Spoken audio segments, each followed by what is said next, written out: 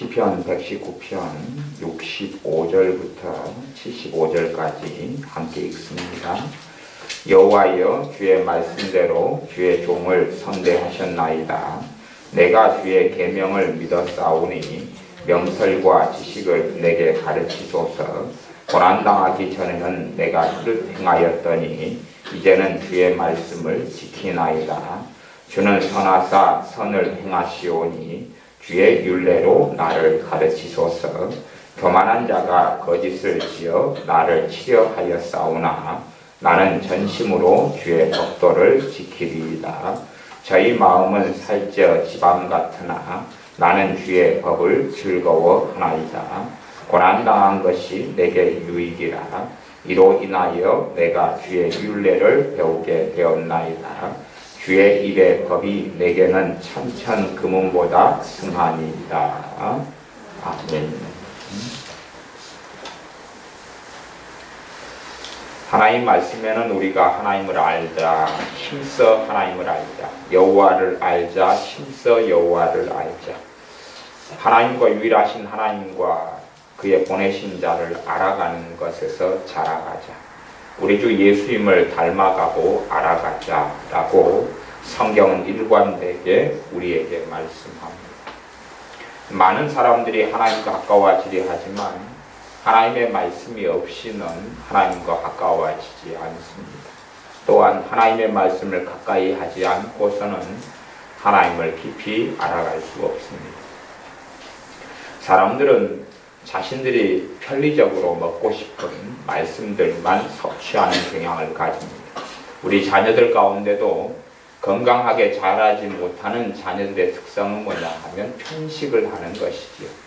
내가 먹고 싶은 일부의 음식만을 먹고 살아가는 편식을 하는 것이 자녀들을 건강하게 만들지 못하고 불균형적이고 성장하지 못하며 또한 면역성이 떨어지게 만듭니다.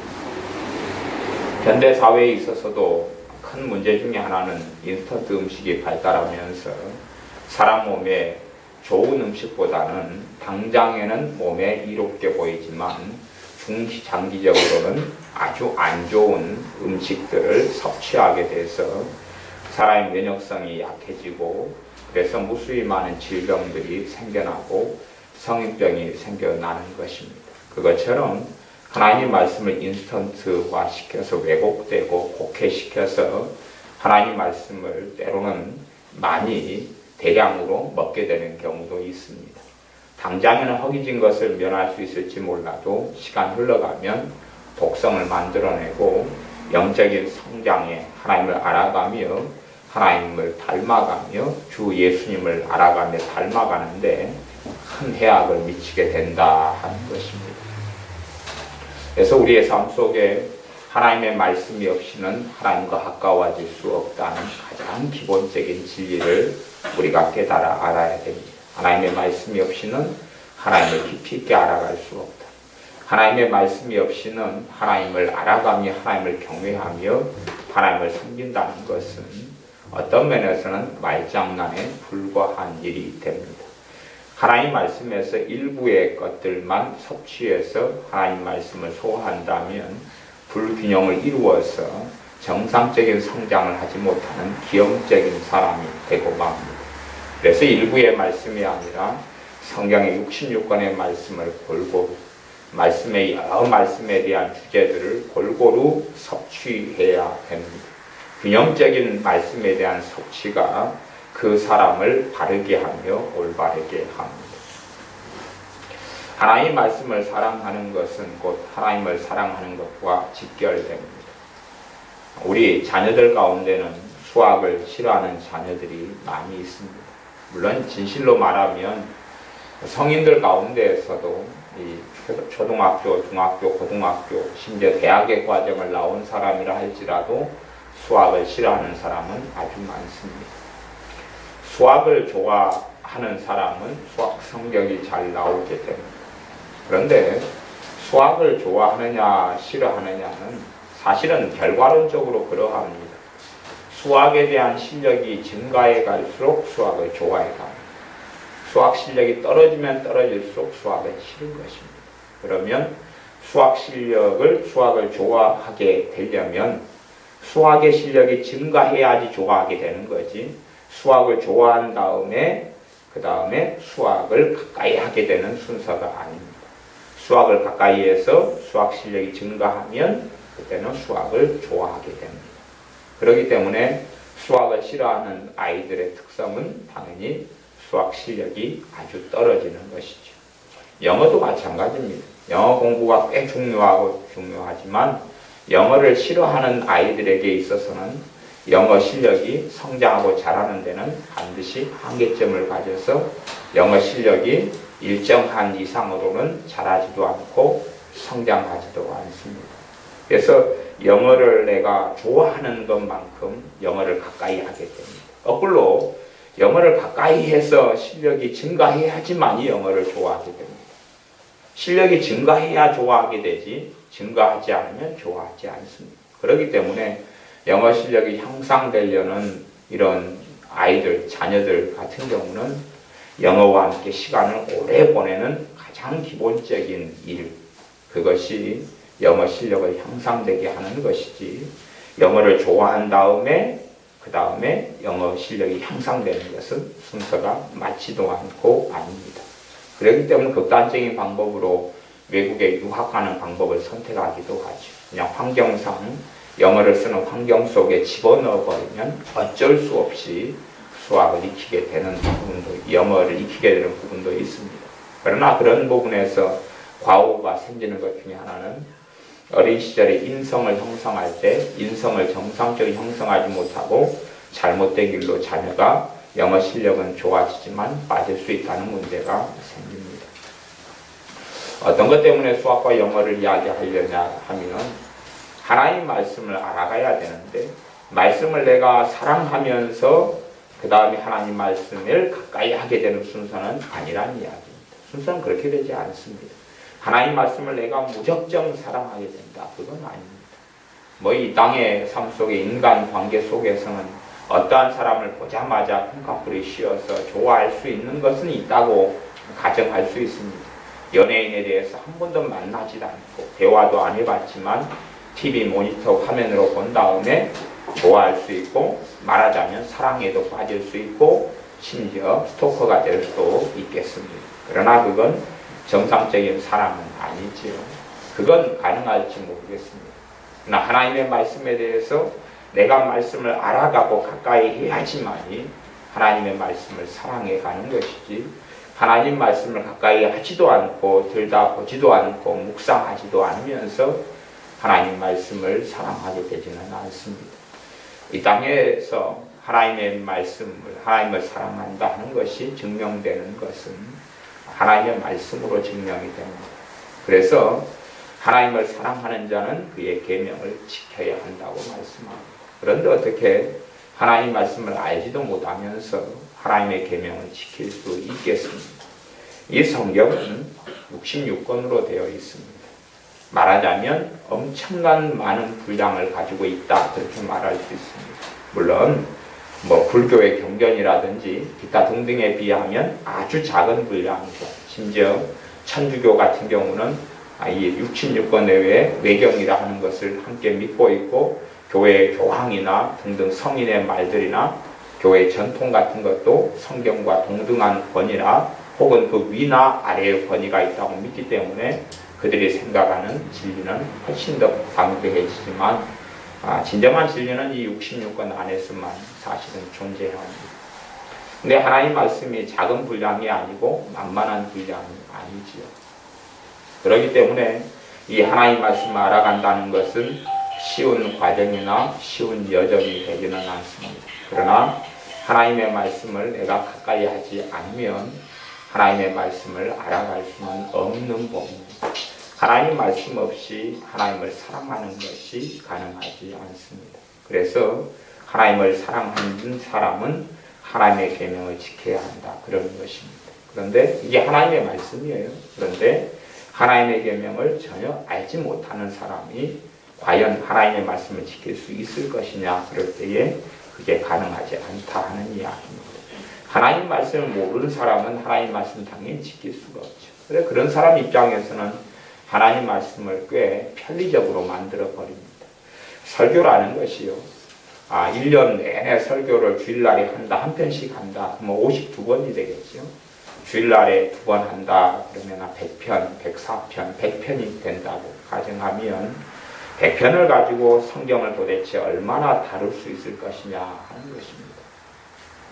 제가 주일 낮에 또 주일 오후에 주일날 같은 경우는 2편씩 설교를 공적으로는 제가 하지만 특별한 예외를 제외하고는 그러나 주일날에 전하는 설교 말씀은 사실은 어떤 면에서는 자꾸만 기초적인 부분을 다룰 수밖에 없어진 기초적인 부분.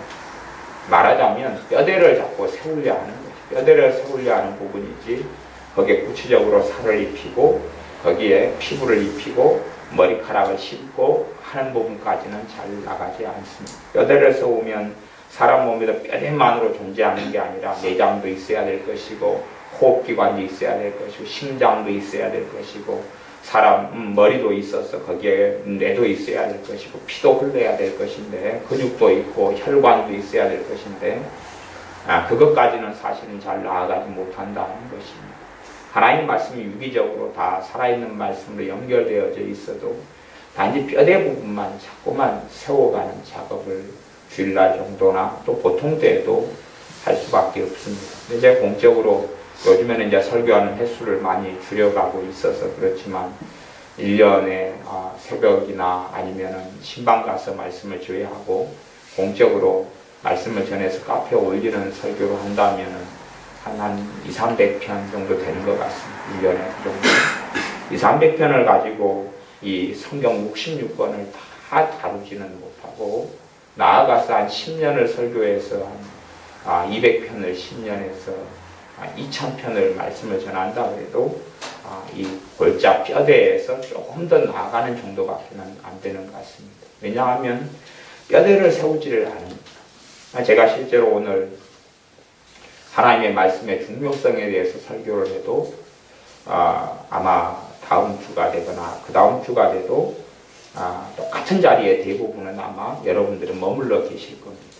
하나님 말씀의 중요성에 대해 제가 설교를 해도 일주일이나 한 달이나 또 1년 지난 다음에도 다시 말씀 묵상하지도 않고 상고하지도 않는 분들이 아마 90% 이상은 그렇게 될 것입니다. 그렇기 때문에 똑같은 말씀을 반복해서 전한다 그래도 뼈대를 세워가지 못하는 것이죠. 그런데 거기에서 어떻게 더 나아갈 수 있느냐 하는 것, 어떻게 더 나아갈 수 있느냐. 그것이 사실은 실질적인 딜레마이고 문제가 됩니다. 제가 1년에 주일 낮과 오후에 설교만 빠져서 예를 들어 제가 주일날에 52편 그러니까 100편을 제가 100번을 설교를 한다 주일날에 1년에 그러면 제가 1년 설교를 쭉 이렇게 주제별로 이렇게 살펴보면 왜 그래도 생각외로 기도에 대한 메시지가 많아요. 기도나 말씀에 대한 메시지. 기도 같은 경우도 아마 한 달 이상은 12달 가운데 한 달 이상 그러니까 8편 이상은 기도에 대한 말씀을 1년에 전하는 것 같아요. 8편 이상. 그러나 실제로 기도에 있어서 이 뼈대가 되는 기도에 있어서 성장에 가느냐고는 그건 안 하는 거죠. 안 하니까 또 전하고 또 전하고 또 전하고 그래도 또 기도하지 않아요. 또 전하고 또 전하고 그래도 삶 속에서 주님과 만나지 않아요. 그러니 뼈대가 세워지질 않지. 뼈대가 없는데 건물을 지을 때도 뼈대가 먼저죠. 뼈대를 먼저 기초를 먼저 파고 거기에 골조를 먼저 놓습니다. 철골로 요즘엔 골조하는 건물들이 많아지는데 골조를 놓고 거기에다가 이제 뼈대가 집에 건물의 뼈대가 준비되어지면 거기에 여러 가지 벽도 만들고 인테리어도 하고 그 다음 나중에는 가구를 들여놓고 그렇게 합니다. 하나님 말씀에는 그런 영역과 부분이 66권 안에는 다 존재합니다. 다 존재합니다. 그런데 하나님을 사랑하는 사람만이 하나님의 말씀을 사랑하고 하나님 말씀을 사랑하는 사람만이 하나님 말씀을 뭐 하냐면 묵상하고 상고합니다. 하나님 말씀을 상고하고 묵상합니다. 제가 그래서 하나님 말씀이 읽는 것은 굉장히 중요하다고 했습니다. 굉장히 중요하다. 말씀이 읽는 것은 굉장히 중요하다. 그런데 말씀이 읽는 것은 무엇이냐 보면 우리가 쇼핑을 해서 어떤 물건을 구입해야 된다 그러면 이마트, 롯데마트, 홈플러스 어디를 가든지 간에 우리가 이제 값싸게 또 많이 물건을 구입하려면 뭐 제 같은 경우야 단골로 가장 가까운 데가 롯데마트이기 때문에 롯데마트를 이용하거나 간간히 이마트를 이용합니다. 또 우리 동네 여수에야 홈플러스가 없기 때문에 순천역도 가야 있으니까 홈플러스 이용하지 않고요. 그래서 롯데마트를 가면 물건이 많이 있습니다. 종류별로. 옷을 사려면 옷을 파는 뭐 3층이나 이렇게 가서 물건을 쫙 이렇게 살펴봅니다. 그래서 성경을 읽는 것은 뭐 하는 거냐 하면 직접 내가 가가지고 그 다음에 적절한 물건을 쫙 살펴보는 과정이 성경을 읽는 과정입니다. 그것이 없이는 물건을 절대 구입할 수 없죠. 그 다음에 이제 내가 말씀을 보고 또 반복해서 읽기도 하고 때로는 암송도 하고 그런 과정이 옷을 산다 그러면 옷을 고르고 입어보는 과정이죠. 허리치수도 맞춰보고 저도 넉넉하게 이 허리치수를 맞췄다가 요즘에는 자꾸 바지가 흘러내려갑니다. 왜냐하면 치수를 주로 한두 치수를 더 큰 걸 사가지고 이제 이 허리가 좀 줄어들어 가기 때문에 바지가 자꾸 허리띠로 꽉 매야지 안 그러면 바지가 자꾸 내려가는 경향을 가지는 것 같습니다. 근데 내 몸에 옷을 맞춰보고 또 내게 맞는 옷 사이즈가 무엇인지 맞춰보고 입어보고 찾아보고 그러는 과정이 옷을 구매하는 과정에서 반드시 필요합니다. 그래서 그 다음에 이제 우리가 값을 지불하고 옷에 대한 값을 지불하고 옷을 사가지고 와서 겨울에는 겨울철 옷을 입고 여름에는 여름철 옷을 입습니다. 그것처럼 우리가 실제로 이제 옷을 가져와서 입어가지고 값을 지불하고 입고 생활하는 그런 방법이 하나님 말씀을 묵상하는 것입니다. 그렇기 때문에 실제로 묵상하는 것은 값을 지불하는 게 필요합니다. 하나님 말씀에서 유익을 얻고 하나님 말씀의 열매를 거두려면 성경 읽기를 넘어서서 말씀을 묵상하는 게 필요합니다. 그런데 이 하나님의 말씀은 어떤 면에서는 뭐하고 똑같냐 그러면 내가 신앙의 연수가 얼마나 됐느냐의 문제가 아니라 내가 하나님 말씀을 얼마나 말씀을 통해서 내 믿음이 성장했느냐. 그렇기 때문에 내 믿음이 별로 성장하지 않은 사람은 이 말씀에 많은 것을 내가 쇼핑하고 구경을 해도 내가 먹거나 입거나 쓸 수 있는 것이 별로 없습니다. 그러나 내 믿음의 성장해 갈수록 얻을 수 있는 것, 누릴 수 있는 것이 많아져 갑니다. 그렇기 때문에 과정은 똑같습니다. 덧셈, 뺄셈, 곱셈, 나눗셈도 전혀 못하는 아이가 바로 중학교로 올라가서 중학교 수학을 할 수 없는 것처럼 중학교 수학도 못하는 아이가 고등학교로 가서 고등학교 수학을 바로 할 수 없는 것처럼 그런 것처럼 이치가 똑같습니다. 그래서 하나님 말씀을 통해서 하나님 말씀을 통해서만이 믿음이 성장하고 자라가며 주님을 닮아가게 되는데 하나님 말씀을 묵상하지 않고 상고하지 않는 사람들은 믿음이 성장하지도 않고 자라지도 않습니다. 교회를 10년 다니고 20년 다니고 50년 다니고 심지어 한 100년을 교회를 다녔다 할지라도 그의 믿음은 보잘 것이 없어집니다. 실제로 우리 교회 같은 경우도 무수히 많은 사람들이 예수를 믿었다가 떠나갔습니다. 무수히 많은 사람들이 예수를 믿었다가 떠나갔습니다.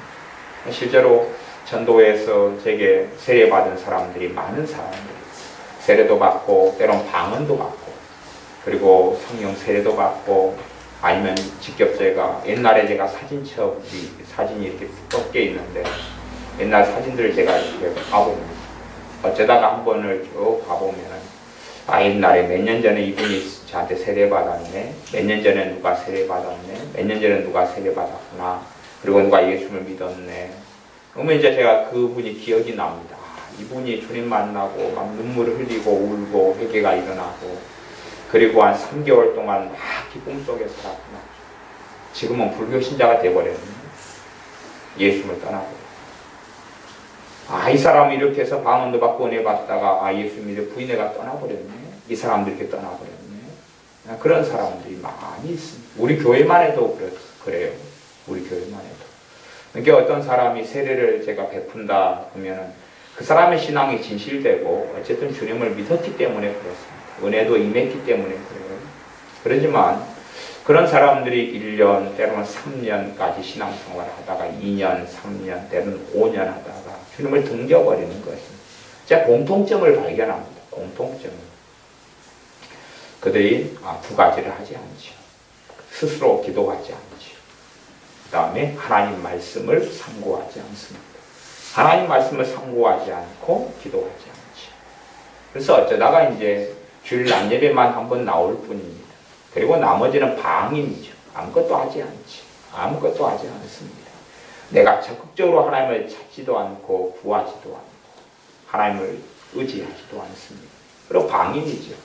단순히 그냥 예배당에 한번 나가는 걸로 모든 것이 되는 마음가짐인지 아니면 예수님을 잠깐 믿고 은혜가 임해서 그 전에 살던 것보다 6개월이 너무 재미나고 전에 우울증이 100이 있다가 우울증이 50 이상 사라졌기 때문에 너무나 재미나고 평안하고 감사해서 그것이 언제까지나 내 것이 될 줄 알고 내가 주님을 찾지도 않고 구하지도 않아도 그 은혜가 내 것이 될 줄 알고 영원히 내 것처럼 누리게 될 줄 알고 똑같이 세상에서 살아나가는 것입니다. 그렇게 살면서 그들의 그 얄팍한 믿음, 예수님을 단지 영접하고 믿은 아주 얄팍한 믿음이 하나님 말씀도 없고 기초도 없는 그 믿음이 살랑살랑하는 촛불처럼 그렇게 있다가 고난을 만나고 나면 다 불이 꺼져버리고 무너져 버리는 것입니다. 공통점은 딱 그런 거예요. 공통점은 그런 거였습니다. 기도하지 않고 말씀을 상고하지 않는다. 하나님 말씀을 묵상하지 않고 묵상한다는 것은 하나님 말씀을 계속 어떤 구경하다가 이제 그 옷을 우리가 한 옷을 입으면 3일도 그렇고 또 한 5일 입다가 빨래를 하기도 하고 하루 입다가 빨기도 하고 그 다음에 또 마르면 또다시 입잖아요. 그렇죠? 그렇게 해서 우리가 철이 바뀔 때마다 그 지난 철의 옷은 집어넣고 다시 그 새로운 철이 지금 겨울 같으면 겨울철 옷을 꺼내서 또 계속 입는 것처럼 옷을 이렇게 입고 있습니다. 그렇게 하는 것처럼 하나님 말씀을 때마다 때에 따라서 양식이 다른 것처럼 때마다 말씀을 내가 묵상하고 상고하고 그러는 가운데 하나님의 말씀에 은혜가 나타나고 하나님 말씀에 있는 주님의 능력이 하나님의 능력이 말씀을 통하여 우리가 누리게 되고 말씀을 통하여 은혜를 얻게 되어집니다. 그래서 저야 이제 곰탕 계통의 이런 음식을 많이 딱히 좋아하지는 않습니다만은 곰탕을 좋아하는 분들의 입장에서 말씀드리자면 그러면 뼈가 있다 그러면 사고를 우려내는 것처럼 이렇게 소뼈들이 있고 그러면 그것을 이 찜통에 넣어서 물을 부어서 계속 끓여서 곰탕 국물이 우러나오도록 몇 시간을 끓이는 그 작업이 그것이 말씀을 묵상하는 것이다 하는 것입니다. 단순히 그냥 뼈를 집어넣은 다음에 불 한번 살짝 켰다가 끄면 맛있는 곰탕의 국물이 절대 나올 수 없지요. 그런 것처럼 5시간, 10시간, 때로는 20시간도 보글보글 끓여서 우려낼 때에 아주 진하고 좋은 곰탕의 국물이 나오게 됩니다. 그렇게 할 때에 이제 먹고 양념을 해서 거기에서 맛있게 먹을 수가 있죠. 그것처럼 하나님의 말씀은 그렇게 푹 꽈고 푹 삶는 것을 묵상한다. 그렇게 말씀하는 겁니다. 그런 작업이 없이는 그 뼈 안에 있는 아주 맛있는 것을 뽑아낼 수가 없습니다. 하나님 말씀도 대체적으로는 그런 양상을 가집니다. 그렇기 때문에 하나님 말씀을 묵상하고 사모하지 않는 사람은 이 하나님의 말씀에 배의를 받지를 않습니다. 이 하나님 말씀이 그 속에 있는 깊이 있는 것을 풀어내주지를 않습니다. 그렇기 때문에 성경을 묵상하는 것, 얄팍하게 성경을 그냥 읽고 넘어가는 사람, 읽고 넘어가도 이제 그 내가 어린 신앙의 수준에서는 그래도 좀 먹는 것이 있습니다. 알게 모르게 먹는 것이 있죠. 그런데 이제 믿음이 깊어질수록 하나님 말씀을 묵상하는 중요성을 깨달아 가야지 그 사람이 올바른 믿음이 성장한다, 그렇게 말할 수 있습니다. 하나님 말씀을 묵상하는 것을 배워야 됩니다. 하나님 말씀을 상고하고 묵상하는 걸 배워야 됩니다. 그럴 때는 옷을 사는 것처럼 대가를 치루어야 됩니다.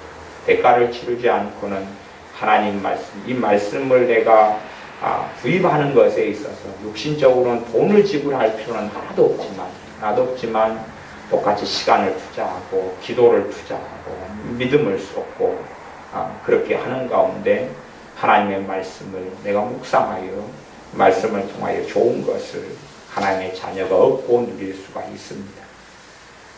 그래서 많은 사람들이 급하고 성급한 마음 속에서 현대문화는 빨리빨리의 문화입니다. 빨리빨리 뭔가를 습득하고 얻고 싶어 합니다. 그래서 인터넷이 더 발달해 가는 것이고 트위터나 아니면 인터넷에 있는 글들이 더 많이 퍼져가는 것 같습니다. 어떤 글들이냐 보면 아주 단순하고 얄팍한 글들, 아주 그냥 값싼 글들, 저렴한 글들, 말하자면 깊이 있게 어떤 것을 다루지 않고 형식적이고 포괄적이고 혹은 그것도 체계 있게 이야기하는 게 아니라 뜬 소문들, 엉뚱한 이야기들, 그럴싸한 이야기들, 그러면서 말도 안 되는 이야기들, 그런 것들을 포함해가지고 얄팍한 지식들, 그런 것을 전달하고 듣고 배우기를 좋아합니다. 그리고 얄팍한 지식들에 얼마를 배운 다음에 내가 알았노라, 보았노라, 내가 들었노라, 내가 깨달았노라. 그렇기 때문에 사람들은 긴 시간을 상고하고 긴 시간을 묵상하고 긴 시간을 하나의 말씀 앞에 머물러 있는 것은 버거워하고 힘들어합니다. 갈수록 그렇게 되어져 갑니다. 긴 시간을. 그래서 요즘에 아이들 같은 경우도 독서는 갈수록 거리가 멀어져 가죠. 독서도 그런 독서는 좋아합니다. 동화책 읽기, 만화책 읽기, 얍실한 책 읽기, 그리고 수준이 높은 것은 이제 지력이 딸려서 보지를 못합니다. 수준이 높은 것은. 그래서 심지어 아이들 같은 경우는 뭐 중학생이든 초등학생이든 자신의 교과서에 나와 있는 문장 자체도 이해를 못하지. 지력이 떨어져 버려요. 추상성이 떨어져 버려, 관념성이 떨어져 버려서 말하자면 사고력이 떨어져 버리는 것이. 사고력이 떨어져 버려요. 이 세상의 학문에서 능하고 유능한 것을 하나님께서는 원하고 바라시고 기대하시는 건 아닙니다.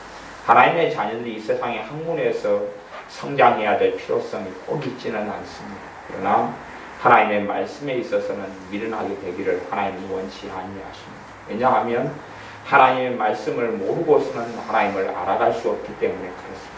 하나님 말씀을 깨닫지 않고는 하나님 말씀을 골고루 내가 섭취하지 않고서는 하나님을 깊이 있게 알아갈 수 없기 때문에 그렇습니다.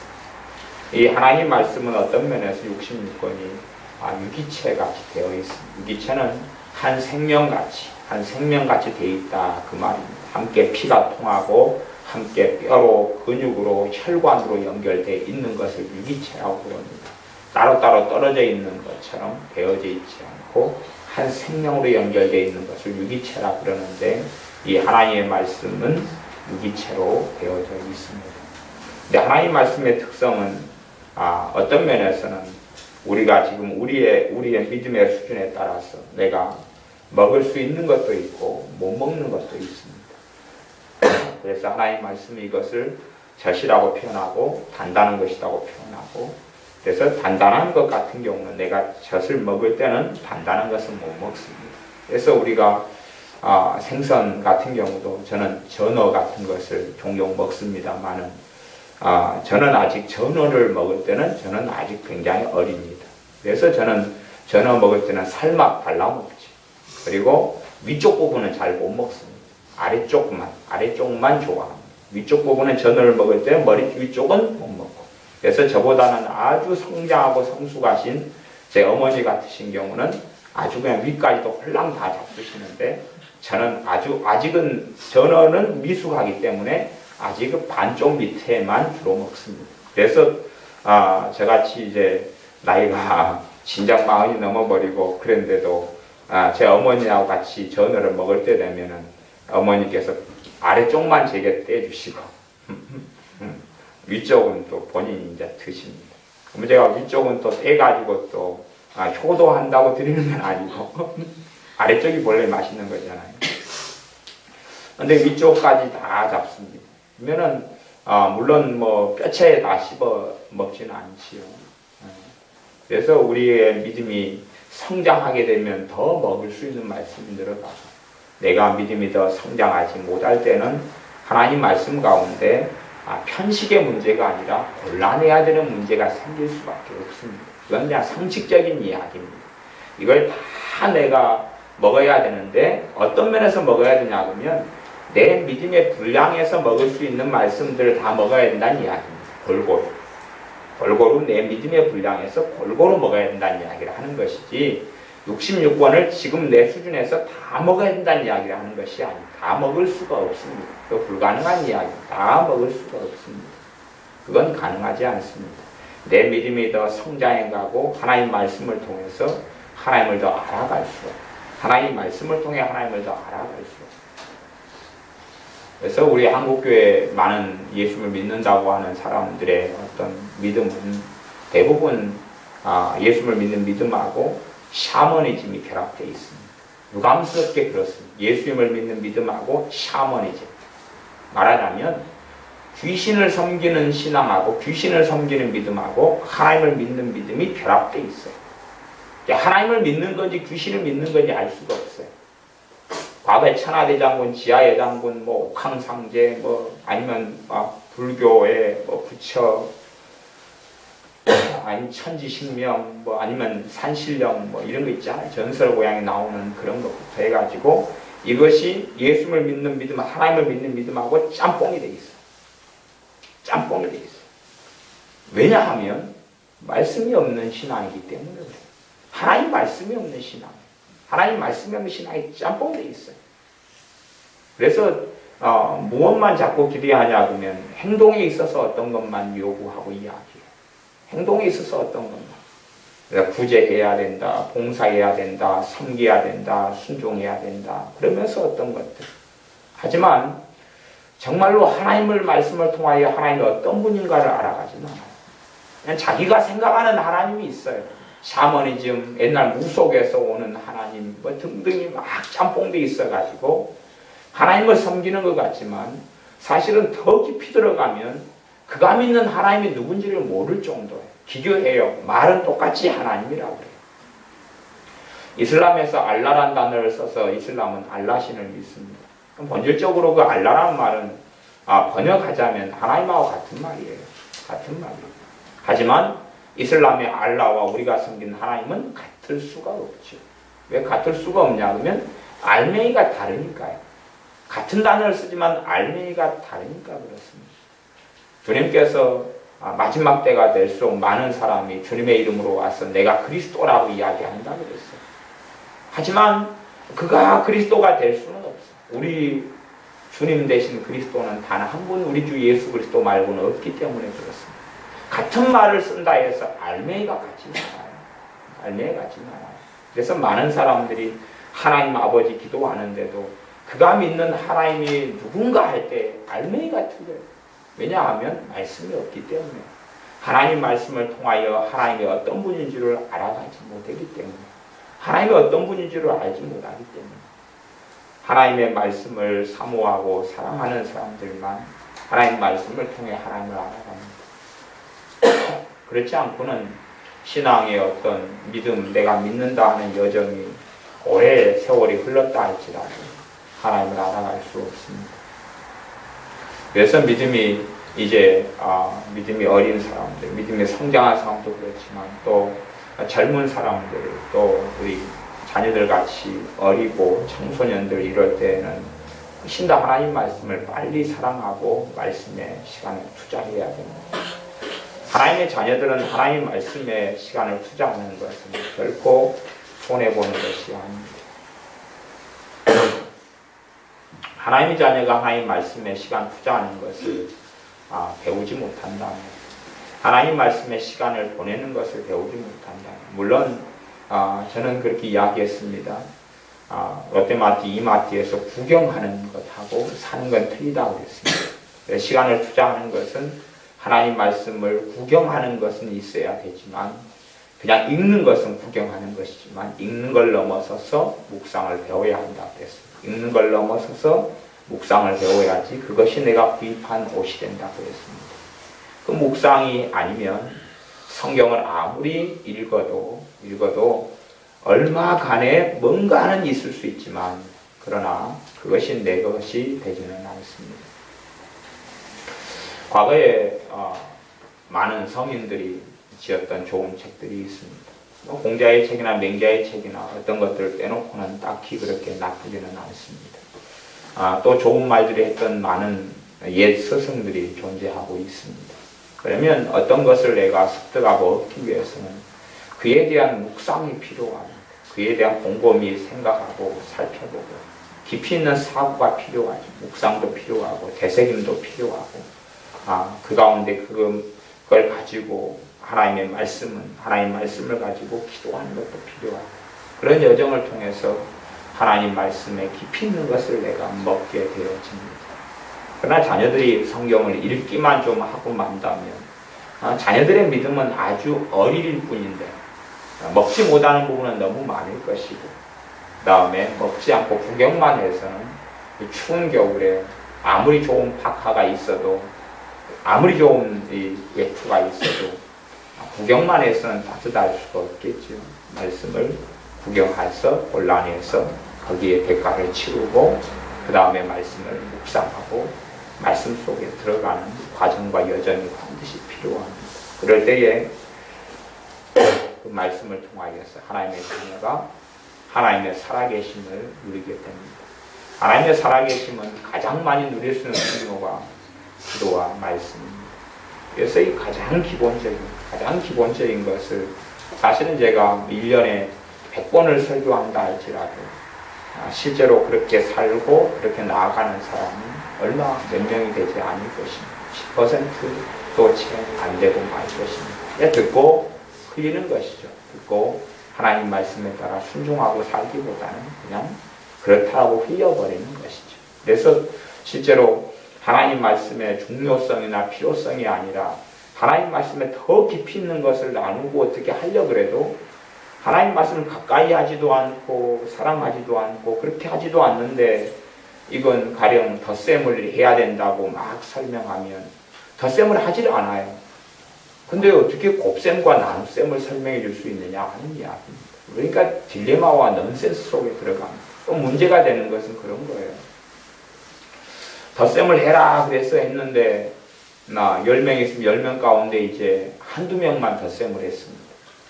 그러니까 이제 그 다음에 나눗셈으로 뺄셈으로 가야지. 뺄셈으로 가려고 그러는데 10명 가운데 8명, 9명은 덧셈도 출발을 안 했습니다. 그러면 이제 결국은 뺄셈을 하려면 그 앞에 8명, 9명 버리고 가야 되지. 학교 선생님들이 하는 수업도 사실은 좀 난해성을 가지고 있습니다. 학원의 수업도 난해성을 가지고 있습니다. 왜 난해성을 가지고 있냐면 수업의 수준을 누구에게 맞춰야 될 것인지의 교사의 난해성은 누구에게 맞춰야 될 것인지. 그래서 요즘에는 영수 같은 경우나 이 중학교 같은 경우는 아이들 수준을 그냥 나눠버리는 경향을 가집니다. A, B, C, D반으로 나누어가지고 잘하는 애들은 A반, 성적으로 제고 못하는 애들은 D반 그렇게 해버립니다. 그렇게 해서 제고 못하는 애들은 그 수준에 맞춰서 아주 쉬운 것, 기본적이고 쉬운 것만 가르치고 말아버리고 그리고 어려운 것들은 전혀 배우지를 못합니다. 그 다음에 A반 정도 돼야지 이제 기초를 다 알고 있다는 전제 속에서 더 깊이 있고 더 중요한 것들을 가르치죠. 그러니까 그냥 수준이 떨어지는 C반, D반에 있으면 아주 기초와 기본적인 것만 좀 하다가 더 깊이 있는 것을 배우지 못하고 시간이 흘러가서 그래서 좋은 실력을 갖출 수가 없게 되고 맙니다. 옛날에는 이제 그런 수준별 학습도 사실은 그런 수준별 학습도 굉장한 부작용이 많이 있습니다. 아주 많은 부작용이 있습니다. 그런데 똑같이 예전 수업 방식으로 이야기하면 30명이 수업을 받는데 도대체 30명 가운데 몇 등의 기준으로 수업을 해야 될 것이냐 하는 것이 문제가 되어버립니다. 상위층, 상급생, 공부를 잘하는 우등생의 기준으로 수업을 그런다면 중간이나 못하는 아이들은 전혀 알아먹지 못하는 수업이 되어버릴 것이고, 중간에 수업을 맞추면 공부를 잘하는 아이들은 너무 쉬워서 그냥 더 깊은 걸 듣고 배우고 싶은데 못 그럴 것이고, 거꾸로 중간에 수업이 맞추면 못하는 아이는 알아먹지를 못하고, 더군다나 제공 못하는 아이의 수준에 맞춰버리면은, 못하는 아이의 수준에 맞춘다는 이야기는 하나를 설명하는데 잘하는 아이 수준에서는 1분만 설명하면 될 것을 못하는 아이 입장에서는 20분도 설명해야 된다는 이야기죠. 그러면 몇 가지 설명하면 수업은 끝나버립니다. 그리고 나머지 해야 될 많은 것은 설명하지 못하고 못 따라오 버리는 문제가 생깁니다. 그것 때문에 교사들이 가지는 이런 어려움이 있습니다. 도대체 수업의 수준을 어디에 맞출 것이냐.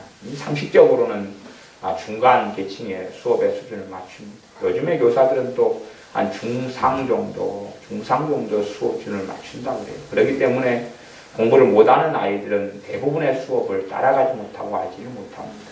중간까지 최소한 끌어올릴 때만이 수업에 그래도 좀 반절 이상이라도 알아먹고 지나가지, 공부를 못하는 아이들은 못 따라오지. 근데 목회는 그것하고는 좀 더 달라서, 하나님 말씀을 전하고 말씀을 가르치는 그것하고 달라서 되도록이면 모든 사람을 함께 끌어가야 되기 때문에, 끌어가야 되는 부분이 있어서 그냥 못 따라오는 사람들을 놔두고 더 깊이 나아갈 수 없는 부분들을 가집니다. 그렇기 때문에 더 복잡한 난해성을 가지기도 합니다. 하나님 말씀의 중요성과 필요성을 계속 역설하고 계속 말씀을 전하고 가르쳐도 그런 부분에 따라오지 못하는데, 하나님 말씀에 있어서 더 깊은 것들, 말씀에 대한 말씀을 전한다면, 성경에 대한 말씀을 전한다면, 더 깊은 것을 전하면 이제 극소수를 빼놓고는 알아먹지를 못하니까 더 나아갈 수 없게 되는 부분을 가집니다. 그래서 이것이 사실은 복잡한 난해성입니다.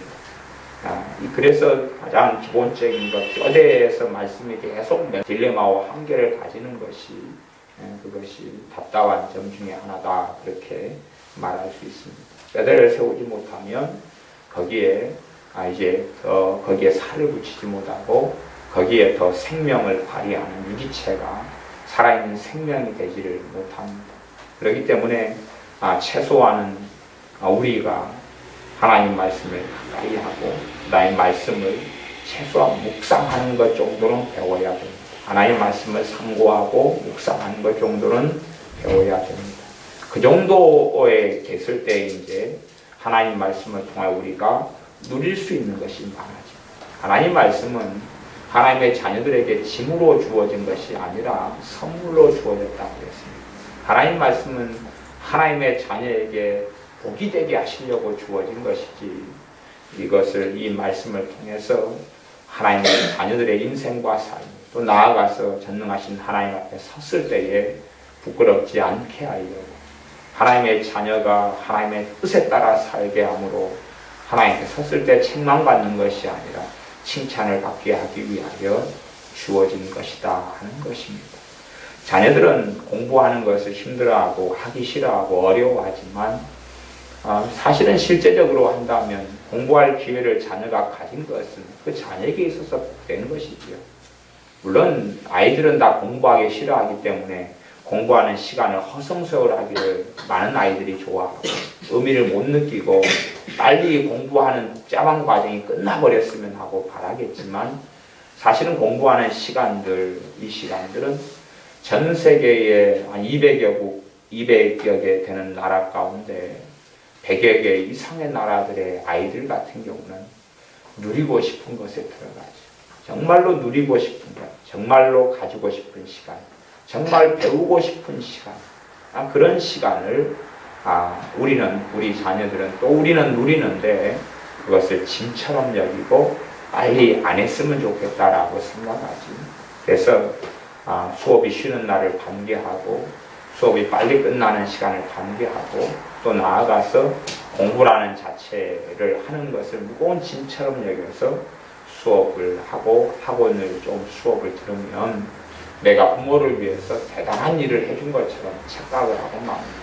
사실은 자녀를 공부를 가르치기 위해서 부모가 대단한 희생을 하고 있는 것임에도 불구하고 자녀 입장에서는 거꾸로 자신이 대단한 공덕을 세운 것처럼 부모에게 아주 효도를 한 것처럼 거꾸로 적반하장을 하는 경향성을 가지게 됩니다.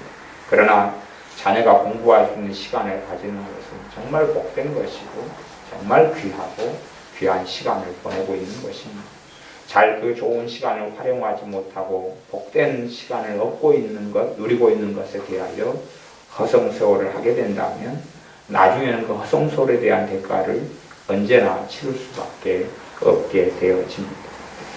이보다 훨씬 중요한 것이 하나님 말씀에 있어서 시간을 투자하는 것입니다. 하나님 말씀에 시간을 투자하는 것은 아무것도 얻지 못하는 것처럼 느껴진다 할지라도 하나님을 섬기고 살아가고 하나님을 경외하고 살아가는 데 있어서 하나님의 말씀의 중요성은 아무리 말을 한다 해도 아무리 강조한다 해도 결코 그 강조가 퇴색되거나 소용없어지지는 않을 겁니다. 하나님 말씀을 아무리 강조해도 지나침도 없고 부족함도 없습니다. 그러나 단지 말씀을 구경하는 것이 아니라 말씀을 묵상하고 상고하는 것을 꼭 배워야 됩니다. 말씀을 묵상하고 상고하는 걸 꼭 배워야 됩니다. 물론 하나님의 말씀에서 너무 과도하게 나아가서 내 믿음의 분량을 넘어서서 쓸데없는 생각, 쓸데없는 공상, 또 잘못된 해석 가운데 나아가는 것도 아주 문제가 되었습니다. 그래서 가장 단순하게 말씀을 읽는 방법을 전에 마틴 로이드 존스라는 목사님께서 목사와 설교라는 책을 통해서 그런 이야기를 한 것이 있습니다. 그런 지혜를 제가 설명을 드리자면 목사와 설교를 통해서 로이드 존스 목사님이 뭐라고 이야기하냐면 어떻게 목회자들에게 설교를 해야 될 것이냐, 그럴 때 원리가 똑같으니까 제가 설명해 드리는 것입니다. 어떻게 목회자가 교인에게 설교해야 될 것이냐, 어떤 본문을 가지고 어떤 내용을 가지고 설교해야 될 것이냐, 그럴 때에 성경을 쭉 읽어가다가 목회자가 또 주의 종이 목사가 성경을 읽어가다가 하나님 말씀에서 자기가 은혜가 되는 본문을 만나거나 내용을 만나면 거기에서 멈추라 그랬다 그 말입니다.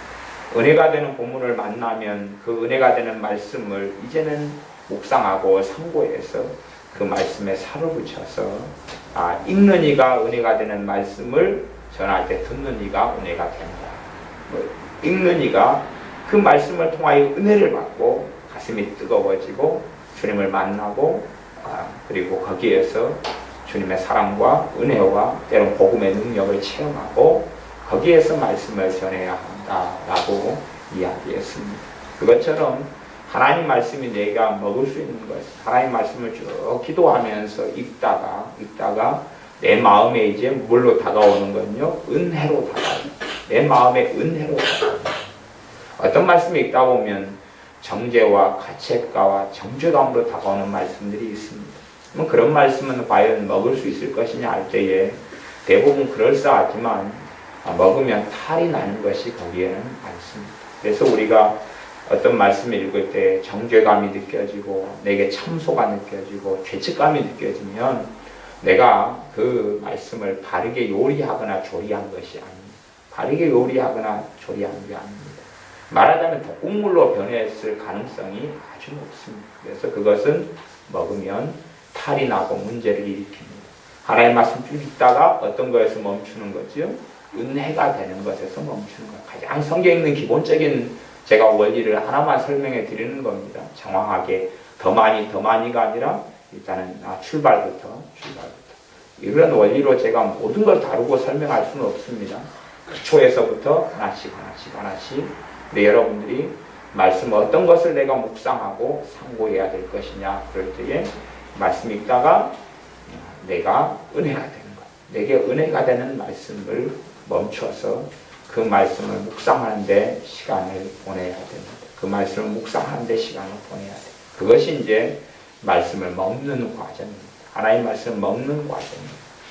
말씀을 많이 읽으면 기껏해야 잘 해봐야 맛배기 음식만 먹는 것이고 하나님 말씀을 내가 쭉 상고하고 있다가 내게 은혜 되는 말씀을 만나서 그 그 말씀을 이제 내가 묵상하는 과정으로 들어가야 합니다. 그 말씀을 새김질하고 묵상하고.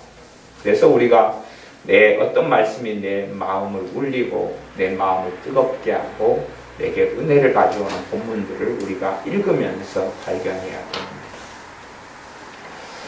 물론 요즘 시대에는 큐티의 방식이 많이 유행을 해서 저도 큐티를 하는 가운데 수년을 오랫동안 많이 보내었는데, 큐티의 방식은 어떤 매일매일 짧은 본문들을 묵상하고 거기에서 이제 내가 적용하기도 하고 해석하기도 하고 살펴보는 방식이 큐티의 방식입니다.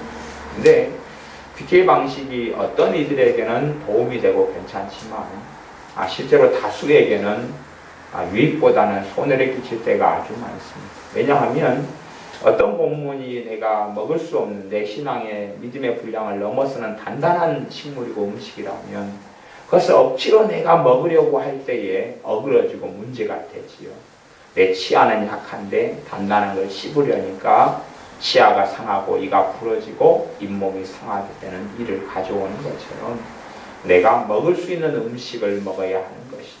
하나님 말씀에는 단단한 게 있고 젖이 있고 그렇게 말씀하고 있다고 제가 서두에 말씀했습니다. 그래서 하나님 말씀을 큐티식으로는 본문이 짧은데 하나님 말씀을 묵상하고 상고하는 데는 본문이 때로는 짧을 수도 있고 아주 길 수도 있습니다.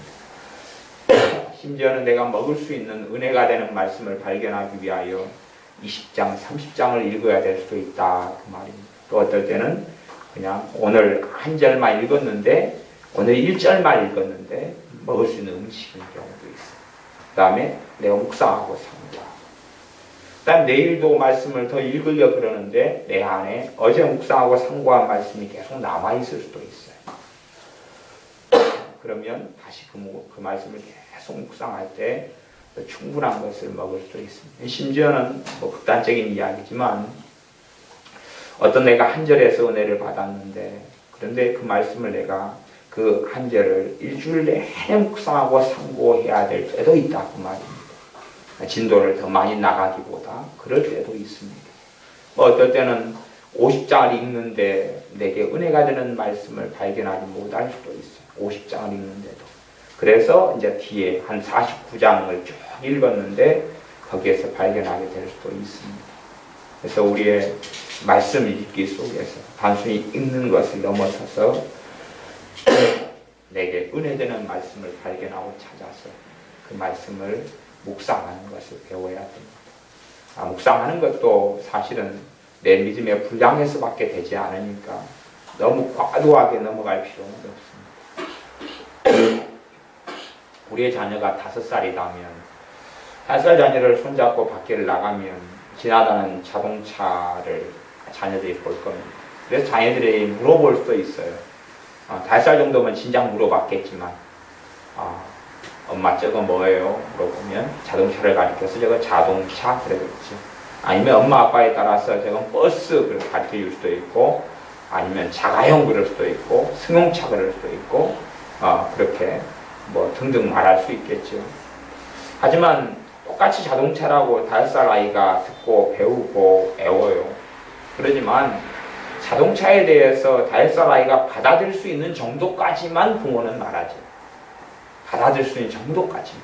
그러지 자동차 정비소 직원한테 설명하는 것처럼 자동차 정비공을 양성하는 것처럼 그렇게 자동차의 엔진의 구동 원리, 크랭크 축의 구동 원리, 기어의 구동 원리 이런 걸 다 설명한다 그러면 아마 그 아이는 엄마 말이나 아빠 말을 잘 안 들을 거예요.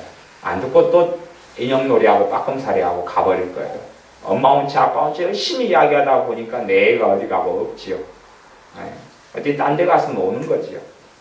그런 것처럼 5살짜리에게 자동차를 설명하려면 딱 누구 수준만 하는 거냐 그러면 5살 수준만 하는 거예요. 그 다음에 이제 그 얘가 10살이 되고 초등학생 3학년이 되고 그래서 자동차를 물어보면 초등학교 3학년에 맞추어 10살에 맞추어 설명하는 거죠. 10살 정도가 알아먹을 수 있도록. 그래서 자녀들의 교과서 같은 경우도 그렇게 그 아이들의 수준에 맞추어서 내용이 구성되어 있죠. 그래서 똑같은 것을 배우는 것처럼 학년이 지나가 똑같은 걸 배우고 똑같은 주제처럼 보이는데 더 깊이, 더 깊이, 더 깊이, 더 깊이 그렇게 나아갑니다.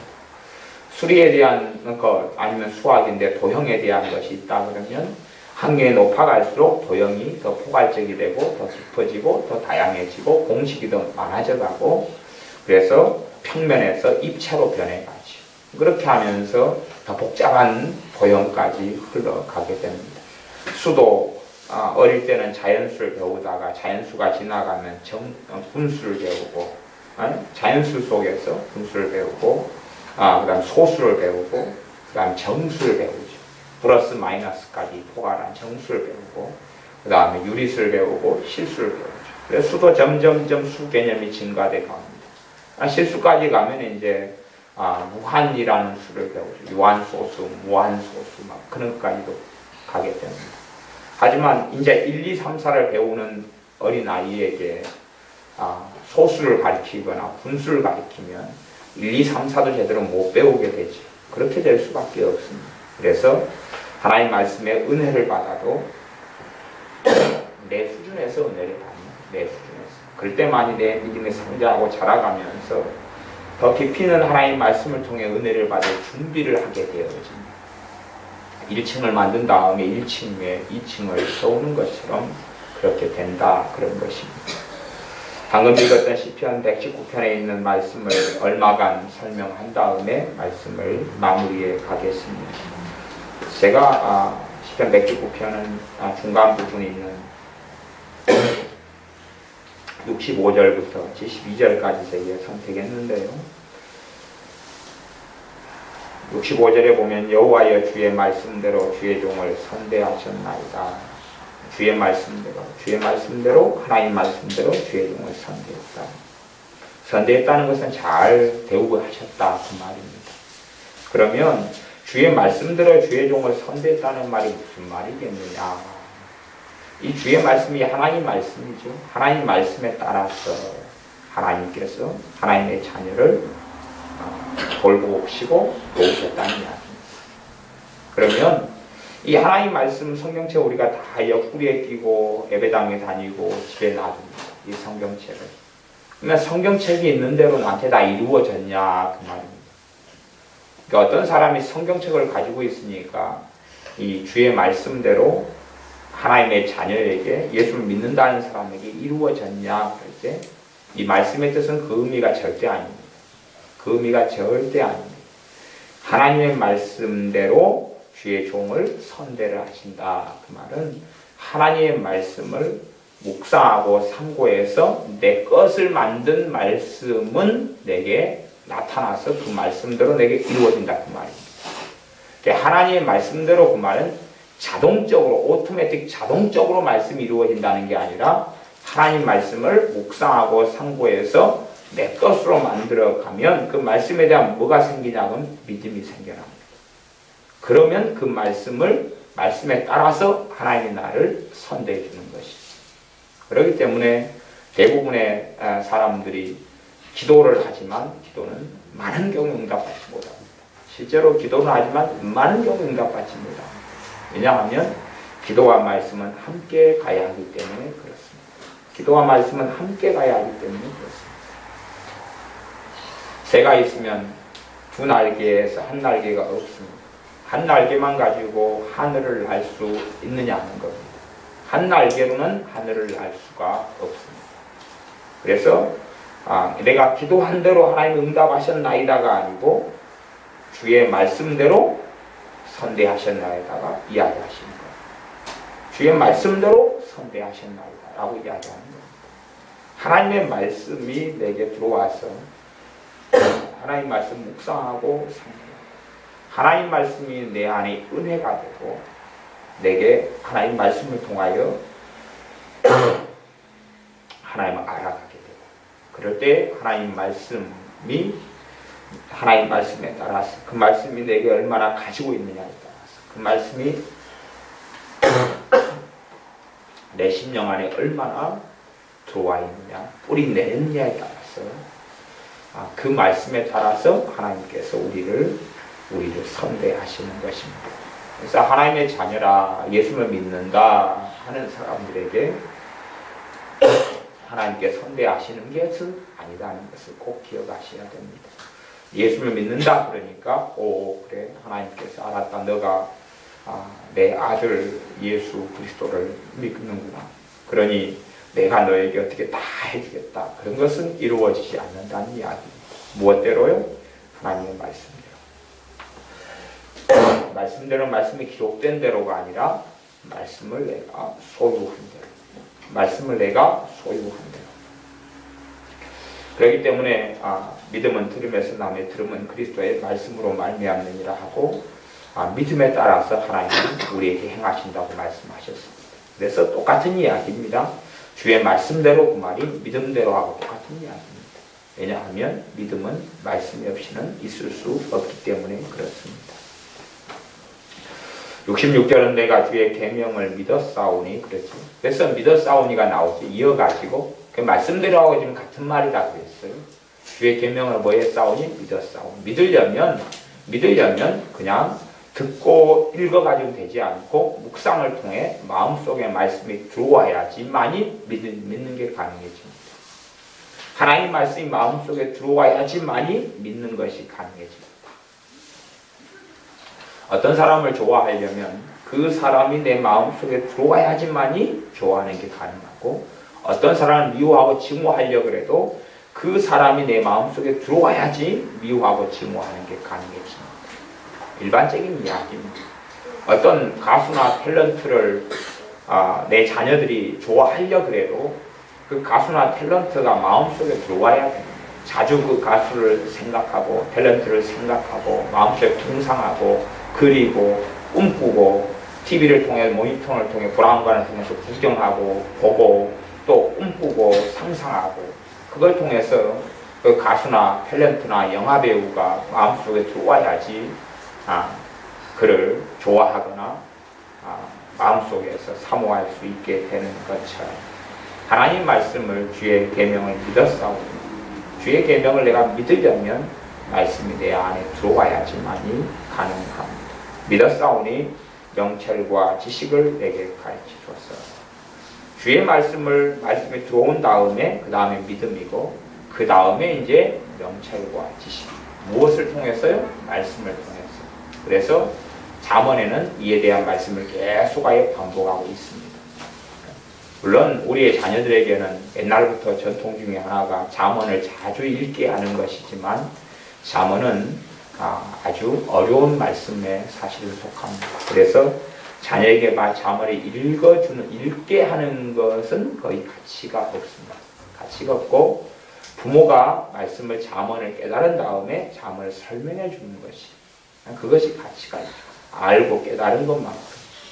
왜냐하면 우리가 자녀가 돼지고기를 좋아한다 그래도 물론 아까 오늘 교회 김장이기 때문에 돼지고기 수육을 갖다가 김장한이라고 저는 김장한 돼지고기 수육 먹는다는 이야기를 저는 겪어보질 않아요. 우리 집안은.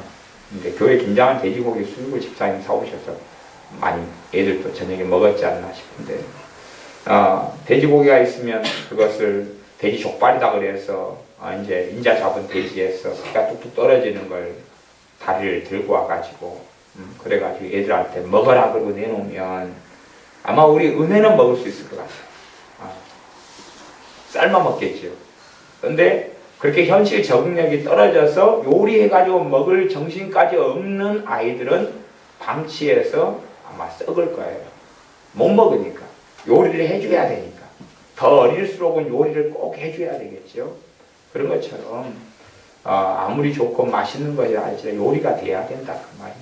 그래서 잠언 같은 경우는 요리가 꼭 돼야 되는 말씀 속에 속합니다. 설명해주고 다루어줘서 요리를 해줘야 돼요.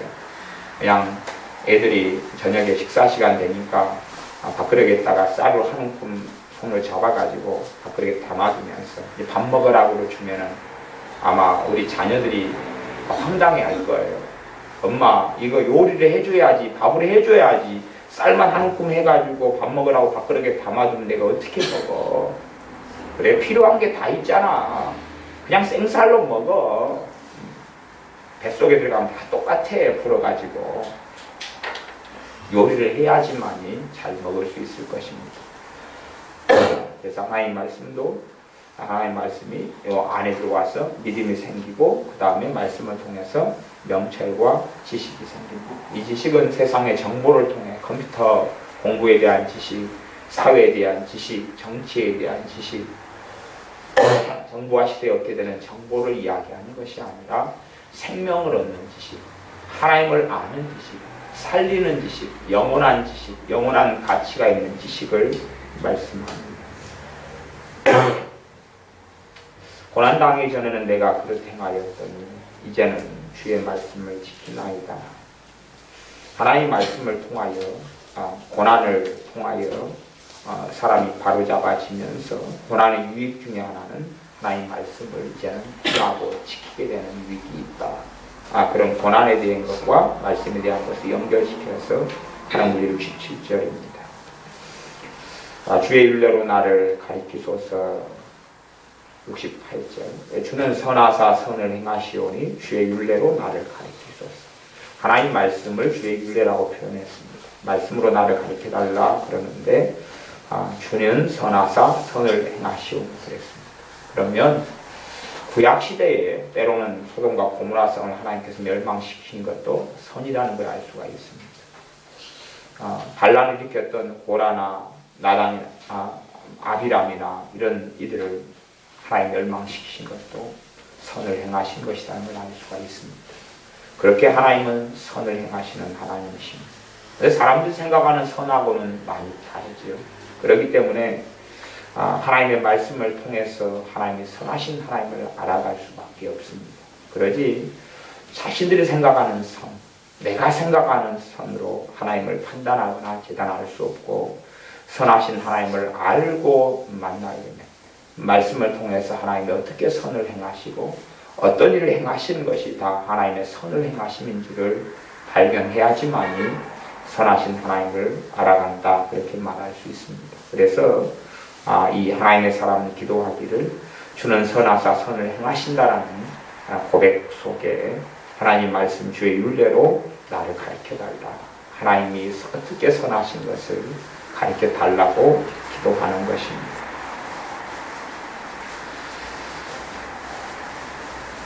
70절은 저희 마음은 교만한 자를, 69절 교만한 자를 이야기합니다. 살쪄 지방 같으나 나는 주의 법을 즐거워하나이다. 이 하나님의 사람은 주의 법, 하나님의 말씀을 즐거워한다. 그래서 말씀을 즐거워하고 말씀을 사랑해야 한다고 주일날에도 말씀을 전하였습니다. 하나님 말씀을 즐거워하고 사랑하는 것, 그런 사람이 하나님을 사랑하는 사람이고, 하나님을 사랑하는 사람을 하나님이 들으신 바 되고, 하나님을 사랑하는 사람에게 하나님이 구원하시며 건지시며 응답하신다고 이야기했습니다. 하나님을 사랑하는 자에게 하나님 응답하시고, 하나님을 사랑하는 자를 받으시며 하나님을 사랑하는 자를 연락하신다고 말씀하고 있습니다. 72절은 그렇습니다. 주의 입의 법이 내게는 천천금은보다 승하니이다. 주의 입의 법, 하나님의 말씀인데 하나님 말씀이 내게는 천천금은보다 승하다는 말은 낫다. 이렇게 고백할 수 있는 사람이 하나님의 자녀 가운데 과연 얼마나 되겠습니까? 얼마나 되겠습니까? 예전에 제가 길을 걸어가는데 10,000원짜리가 길에 떨어져 있었어요. 그러니까 이 마음이 얼마나 급하게 돼요. 자, 건너편에 10m 이제 10,000원짜리 떨어졌는데 시장이었어요. 이제 일단은 시장에 사람들이 많으니까 진작 주인은 언제 가버렸죠.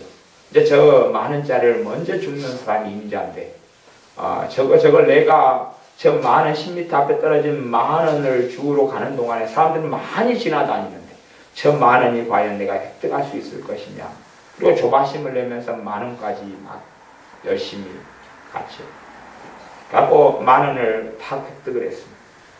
그랬더니 조금 있다가 어떤 아줌마가 자기 10,000원 잊어먹었다고 오니까 제 양심이 있잖아요. 그래서 옛날 이야기입니다. 아주 한 20년 전에 10,000원 얘기 주었는데 아주머니 거였던 모양이라고 돌려줬죠.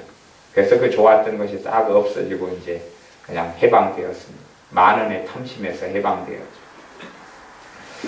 우리는 이런 천천금은보다 주의 일의 법이 더 낫다 그렇게 이야기했는데 과연 천천금은 무수히 많은 돈, 무수히 많은 금덩어리, 무수히 많은 다이아몬드, 무수히 많은 은, 많은 돈 보다 하나님 말씀이 낫냐 그 말입니다. 지금의 하나님의 자녀들은 성경 읽기도 하고 쓰기도 하지만 말씀을 묵상하고 말씀을 상고하고 하나님 말씀 앞에 엎드리는 것은 하지 않습니다. 그래서 하나님 말씀을 천천금은보다 더 낮게 여기는 사람이 없습니다. 손 움켜쥐는 100만원, 1000만원, 1억, 아파트 아니면 여러가지 보물과 보화는 좋아하지만 이 하나님의 사람과 같이 또 하나님께 기록한 이 성경 말씀과 같이 하나님 말씀을 천천금은보다 더 사모하고 좋아하는 사람이 없습니다. 그렇기 때문에 하나님 말씀은 천천금은보다 하나님 말씀을 사모하는 사람들에게 말씀의 베일을 받습니다. 하나님 말씀은 대부분 베일에 쌓여 있습니다. 대부분 베일에 쌓여 있습니다. 대부분 베일에 쌓여 있습니다. 하나님 말씀을 통하여 신학은 만들어낼 수 있고 정보는 만들어낼 수 있습니다. 하나님 말씀을 통해서 이것을 말씀을 통해 지식화는 만들어낼 수 있고 이론도 만들어낼 수 있습니다. 그러나 말씀의 능력은 체험하지 못합니다.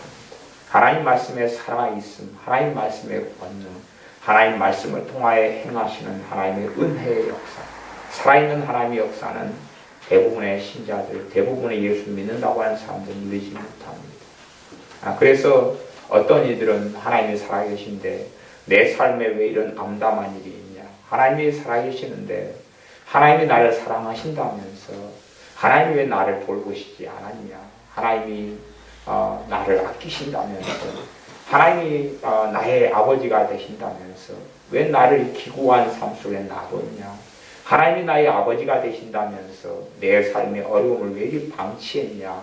그런 원망하는 이야기는 많이 듣습니다만 정말 그 사람이 하나님의 말씀을 천천금은보다 더 아끼고 사랑했냐라고 묻는다면 그런 사람 가운데 예외 없이 다 아니요라고 이야기합니다. 예외 없이 나는 그렇게 살지 않았다. 나는 예외 없이 천천금은보다 하나님 말씀을 가까이 하지 않았다. 하나님 말씀을 가까이 해야 된다는 걸 난 배우지도 못했다라는 이상한 이야기를 하는 분도 있습니다.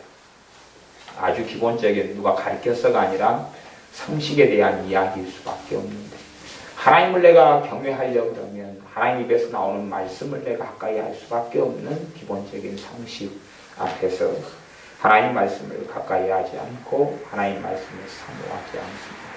우리의 삶 가운데 하나님 말씀의 베일을 벗으려 하나님 말씀을 통해서 하나님 예비하신 것들을 우리가 누리려면 천천금은보다 말씀을 사모하고 말씀의 시간을 투자하고 말씀 묵상하고 상고하는 사람들이 하나님 말씀을 누리게 됩니다. 그렇지 않으면 우리는 하나님 말씀을 가지고 있지만 구경꾼에 불과합니다. 말하자면 하나님 말씀이 단지 우리에게는 그림 속의 호랑이요 그림의 떡이 되고 말 것입니다. 하나님 말씀이 그림의 떡이 된다면 아무리 그림 속에 있는 떡을 구경하고 구경해도 배부르지 않을 것이고 계속하여 배고파질 것입니다. 기도하겠습니다. 아버지 하나님, 하나님의 말씀을 천천금은보다 더 낮게 여기는, 승하게 여기는 우리가 되게 하여 주시옵소서. 천천금은보다 하나님 말씀을 사모하여 하나님 말씀을 속에 하나님께서 예비하신 것들, 말씀을 통해 하나님을 알아가고 주님을 닮아가는 은혜, 말씀을 통해 주님과 동행하고 살아가는 것, 하나님 말씀을 통해 우리의 기도가 깊어지고 우리의 기도가 아버지의 뜻대로 구하고 또한 아버지 하나님께 우리 주님께 얻는 연락하시고 응답하시는 기도를 하게 하시며 우리가 하나님 말씀을 통해 하나님 아버지를 알아가게 하여 주시옵소서. 하나님 말씀을 사모하고 하나님 말씀에 대하여 묵상함으로 말씀을 얻기 위하여 대가를 치르는 우리들이 되게 하여 주시옵소서. 예수님의 이름으로 기도하옵나이다. 아멘.